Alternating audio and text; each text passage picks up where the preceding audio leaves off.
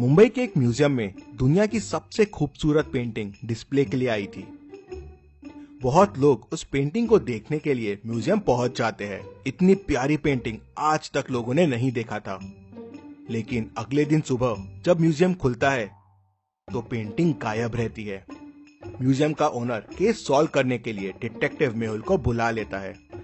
Owner उसे बताता है कि कल नाइट ड्यूटी पे 3 सिक्योरिटी गार्ड थे, उसी में से किसी ने इसे चुराया होगा। मेहुल तीनों के घर जाता है पूछताछ करने के लिए। गार्ड 1: सर, मैं तो बाहर की तरफ ड्यूटी कर रहा था, तो मुझे चोरी के बारे में कुछ नहीं पता है।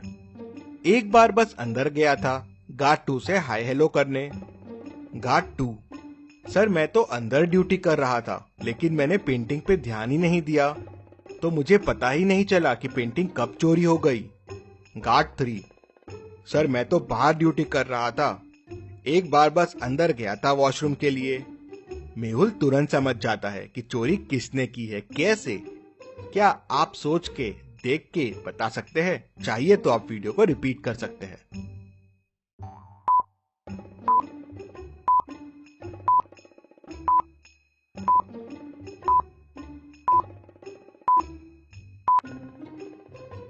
चलिए इसका आंसर देखते हैं। चोरी गार्ड 3 ने किया है। तीनों गार्ड ने उस फ्रेम के साथ फोटो निकाली थी। गार्ड 1 और गार्ड 2 की फोटो म्यूजियम की है, लेकिन गार्ड 3 की फोटो उसके घर की है।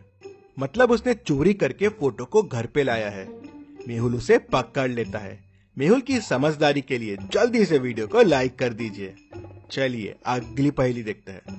रोहित डिटेक्टिव मेहुल को फोन करता है और बताता है कि उसके घर पे चोरी हो गई है। मेहुल तुरंत उसके घर पहुंच जाता है। मेहुल देखता है कि घर के दरवाजे का लॉक टूटा हुआ नहीं है, तो रोहित उसे बताता है कि चोरों ने छुपाई हुई चाबी से लॉक खोला और चोरी करके भाग गए। मैंने कुछ महीने पहले ये बड़े वाले स्टोन के नीचे एक चाबी छुपाई थी। शायद चोरों को इसके बारे में पता चल गया होगा, चाबी निकाली और चोरी कर ली। मेहुल समझ जाता है कि रोहित झूठ बोल रहा है। क्यों? ऐसा क्यों लगा मेहुल को? क्या आप सोच के बता सकते हैं? सोचिए और जल्दी से मुझे आपका आंसर कमेंट करके बताइए।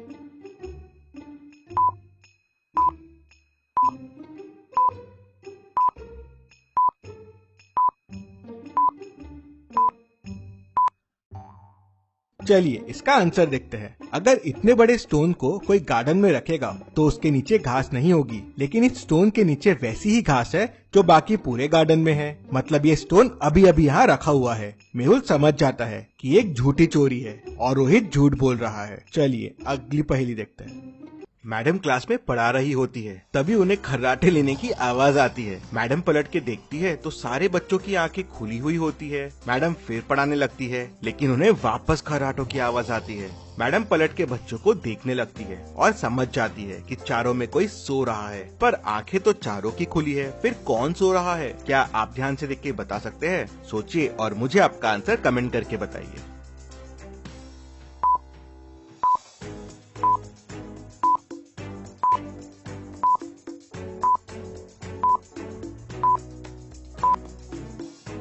चलिए इसका आंसर देखते हैं। ये बच्चा सो रहा है। बाकियों की आंखें देखिए, ब्लिंक हो रही है, लेकिन इसकी आंखें बिल्कुल भी ब्लिंक नहीं हो रही है, क्योंकि इसने चश्मे के ऊपर आई का स्टिकर लगाया हुआ है। मैडम चश्मा उतार के देखती है तो लड़का सो रहा होता है। चलिए अगली पहेली देखते हैं।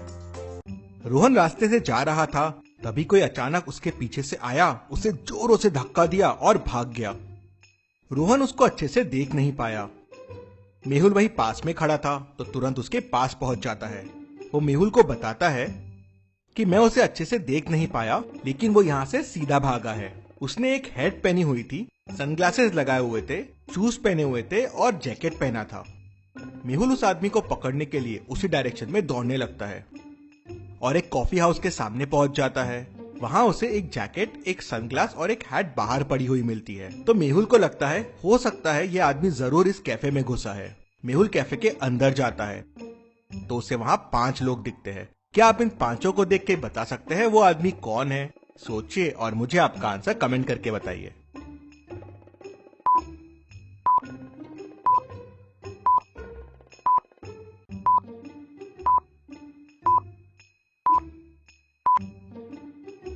चलिए इसका आंसर देखते हैं।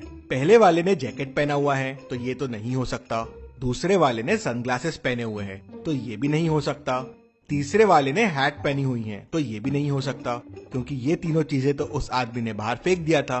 पांचवे आदमी ने स्लीपर्स पहनी हुई हैं, तो ये भी नहीं है, क्योंकि उस आदमी ने शू पहने हुए थे। मतलब ये फोर्थ वाला ही वो आदमी है। मेहुल उसे पकड़ लेता है। चलिए अगली पहेली देखते हैं। रोहन को आज काफी काम था, तो वो ऑफिस में बहुत थक जाता है, तो सोचता है आज जल्दी घर चले जाता हूँ। ये सोच के वो जल्दी घर आ जाता है। घर आने के बाद वो डोर बेल बजाना शुरू करता है। काफी बार बजाता है, लेकिन सीमा डोर नहीं खोलती है। फिर सीमा डोर खोलती है। रोहन, अरे इतना टाइम क्यों लगा दिया डोर खोलने में? सीमा कहती है, अरे मैं किचन में थोड़ा बिजी थी, डिनर रेडी कर रही थी, अब रेडी हो गया है।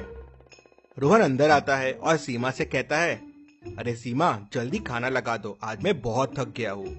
ये कह के वो सीधा वॉशरूम में चला जाता है। वॉशरूम में उसे कुछ डाउट होता है।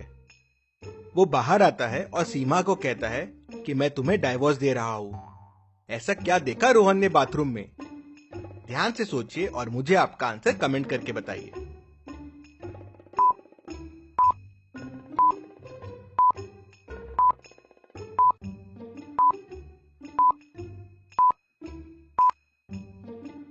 चलिए इसका आंसर देखते हैं। बाथरूम के मिरर को ध्यान से देखिए।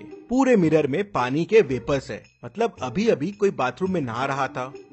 लेकिन सीमा ने कहा वो तो किचन में थी, तो बाथरूम में कौन था? मतलब वो झूठ बोल रही थी। घर में उसके अलावा कोई और भी था, इसलिए रोहन ने उसे डाइवोर्स दे दिया। चलिए अगली पहेली देखते हैं। इस एंजल को ध्यान से देखिए। अब इन 4 शैडोज को ध्यान से देखिए और मुझे बताइए इस एंजल की असली शैडो कौन सी है, ए, बी, सी या डी? सोचिए और मुझे आपका आंसर कमेंट करके बताइए।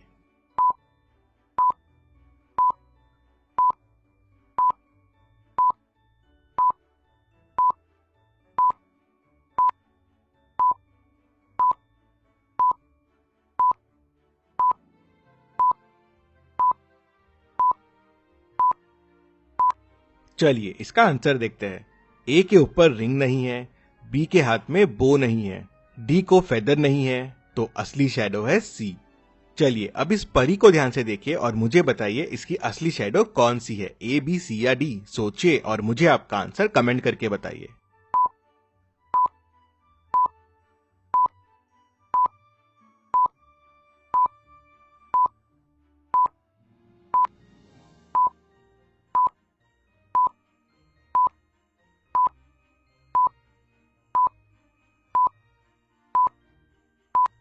बी को पर नहीं है, ए के ऊपर फ्लावर्स नहीं है और डी के तो पैर ही अलग है, तो असली शैडो है सी। चलिए अगली पहेली देखते हैं। रौनक एक लड़की से चैट कर रहा था। दोनों के बीच काफी बातें होती है और फिर दोनों एक कॉफी हाउस में मिलने का प्लान करते हैं। लड़की उसे कहती है कि मैं ये लाल रंग का हेयर क्लिप लगा के आऊंगी। रौनक कॉफी शॉप पहुंच जाता है, लेकिन कॉफी शॉप में ऐसी 3 लड़कियां बैठी होती है जिसने सेम रेड कलर का क्लिप लगाया होता है। अब आप सोचिए और मुझे बताइए कि रौनक की डेट इसमें कौन है? सोचिए और मुझे आपका आंसर कमेंट करके बताएं।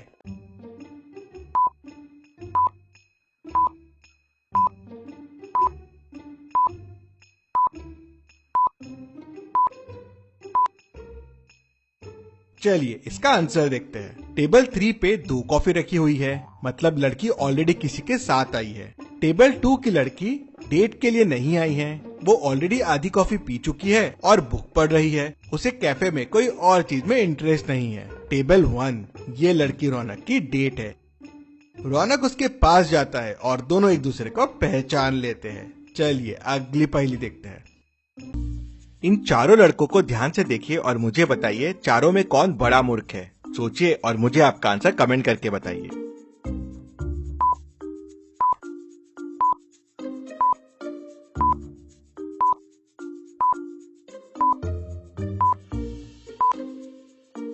मुझे तो ये चारों मूर्ख लगते हैं। पहला वाला जिस लकड़ी पे बैठा है उसे ही काट रहा है। दूसरा काट बराबर रहा है, लेकिन वो पीछे देख नहीं सकता कि कोई और भी लकड़ी काट रहा है, कि वो भी गिरने वाला है। तीसरा भी जिस तरफ बैठा है उसी तरफ की लकड़ी काट रहा है।